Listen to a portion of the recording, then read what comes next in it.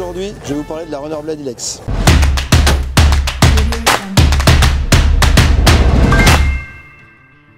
La Runner Blade Ilex, c'est un leurre qui a été développé par Sam Lumière, qui est un pêcheur de la côte normande, là, un de nos pro staff. Et clairement, c'est une lame par rapport à beaucoup de lames du commerce, en fait, elle est beaucoup plus effilée. Ça fait qu'elle va vibrer moins fort, elle va se lancer loin. Et ça offre une belle bouchée. Donc il y a 3 tailles. Concrètement, moi j'utilise les 3. C'est rare qu'on fasse pas une sortie en mer sans utiliser la Runner Blade. Après, ça a ses points forts, ça a ses points faibles. Le premier point fort, c'est que ça se lance loin.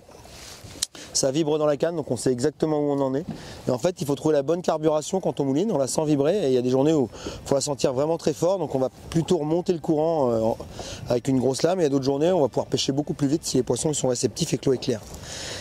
Et en fait, je m'embête pas trop. J'ai 3 cannes, c'est-à-dire que en général, quand je vais pêcher avec la 90, je vais pêcher avec la Silver Ops, qui est de la gamme Pepper. L'avantage, c'est que je vais avoir de la douceur en pointe qui me permet de bien sentir ma lame vibrer et de laisser les poissons tourner quand ils prennent. Et ça amortit aussi les coups de tête violents. Quand je pêche plus gros, j'ai pêché avec la Yellow Shot, quand je pêche avec la 115. Parce que déjà on va pêcher plus creux, parce que la 90 en général je vais pêcher on va dire entre 2,50 m et 6 mètres d'eau avec, alors que la 115 je vais pêcher entre 3,50 m et 10 mètres, voire plus si jamais il y a vraiment, on va dire sur épave par exemple sur les lieux ça marche bien à l'ascenseur. Donc c'est vraiment le côté polyvalent. Et la 70 je vais la réserver plutôt pour les pêches dans pas beaucoup d'eau ou alors sur les chasses. Et là dans ces cas là je vais prendre la Stripes Ops qui est une nouvelle Pepper là. J'ai un peu de longueur, c'est une 2,40, comme elle est moins grosse ça me permet de la lancer quand même plus loin. Et ça me permet de vraiment bien la sentir quand je pêche au ralenti notamment. Ça marche très très bien dans toutes les zones d'estuaire ou les zones où il n'y a pas trop d'eau là. C'est vraiment un gros plus. Donc ce qu'il faut savoir sur la lame c'est qu'il y a 2 points d'attache. Clairement, moi je la mets tout le temps derrière, je trouve que c'est plus polyvalent, ça s'en mêle un peu moins. Parce que c'est un des problèmes de la lame, clairement, si vous lancez face au vent et que vous la retenez pas, elle tourne sur elle-même et elle arrive à s'en mêler. Donc quand vous lancez, l'idéal c'est quand même vent dans le dos. Alors après on choisit pas tout le temps, hein. Vent dans le dos, et si vous avez vent de face, je vous conseille de freiner la sortie de la tresse. En fait, ça va limiter ce phénomène et vous allez moins souvent vous en mêler. Par contre, c'est vraiment le leurre pour pêcheurs débutants comme confirmés, parce qu'il n'y a pas forcément, il y a plein de subtilités dans les vitesses de récupération, dans les angles par rapport au courant. Mais par contre, quand on ramène les poissons, ils ont tendance à se pendre tout seuls. Donc c'est vrai que pour le débutant, c'est vraiment cool. Et c'est un leurre, franchement, pour prospecter vite. Ça s'accroche très peu, elle a été vraiment designée pour. C'est-à-dire qu'il y a des journées où on pêche même comme un crankbait à taper sur le fond là. Elle s'accroche très peu. Alors il y a le nez à la fin, il est un peu raboté, mais ça s'accroche pas et ça pêche vraiment vite. Et donc on trouve les poissons et après éventuellement on peut changer de pêche dès qu'on voit qu'on a une zone bien précise pour les prendre. Bizarre. Ouais. J'allais dire c'est quand même étrange. La touche.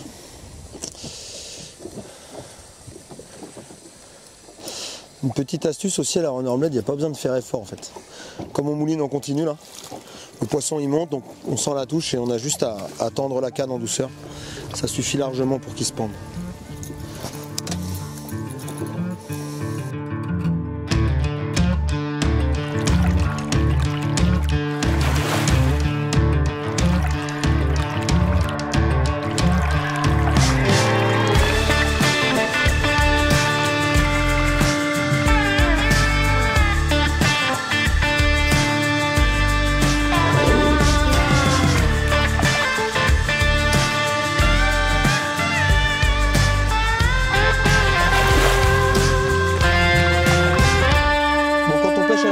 Le plus simple au début, c'est de prendre contact avec le fond. Une fois qu'on a pris contact, on la décolle délicatement et on mouline tout doucement au début. Et après, on peut accélérer. Si les poissons sont vraiment actifs, on pourra aller vite en linéaire pur. Un petit truc qui marche bien en général en linéaire, là, c'est, vous voyez, là, je suis vraiment d'un côté et je vais basculer ma canne et accélérer un petit peu à ce moment-là. Quand les poissons ils sont vraiment suiveurs, ça, c'est un truc qui les déclenche très très bien. Après, vous pouvez très très bien juste la laisser tomber au fond, faire des tirets. Un petit peu comme vous feriez avec un jig, sauf que ça va vibrer davantage.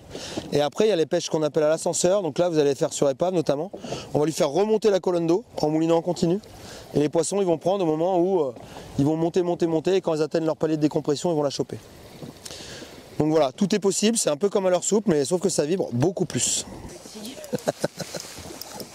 Elle la lance pas ta lame, Sylvain. Descends-la sous le bateau. Ah ouais, mais là, tu vois, pour le coup, ça va plus vite. Hein. La Runner Blade, c'est un leurre que j'utilise aussi en eau douce, clairement la 70 pour faire les perches. À l'automne, elle est très bien et j'ai déjà fait des grosses perches, notamment l'année dernière, on a fait une vraie pêche où c'était que ça qui marchait. Au lac du Temple, là, il y avait des grosses boules de blanc et en fait, à passer dedans, les petites lames, il n'y avait pas de touche. Et la 90, à chaque voyage, on était pendu. Donc c'est un bon leurre. L'avantage en eau douce, c'est que ça permet de lancer très loin. Donc tous les lacs ou les endroits où vous voulez vraiment couvrir du terrain, chercher des groupes de poissons ou pêcher avec une lame qui gratte le fond, pour ça elle est vraiment hyper agréable. Sur la Runner Blade, dans le paquet, elle est déjà livrée avec une agrafe. Pensez à bien la laisser parce qu'en fait comme c'est une lame métallique, évidemment, si jamais vous mettez directement le fluoro, ça va le couper. Donc laissez bien l'agrafe, ça lui laisse de la liberté. Clairement, en général, sur la 115, je m'embête pas. 1317, bas de ligne en 35.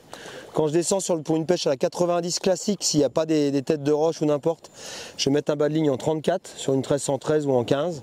Et avec la 70, je vais mettre une 1313 et un bas de ligne en règle générale en 24 ou en 26. Avec ça, normalement, vous avez de quoi parer à toutes les situations. Ah, il y en a d'autres avec. Oh, ah, dommage. Il y avait derrière. Ah, j'ai vu. Polo.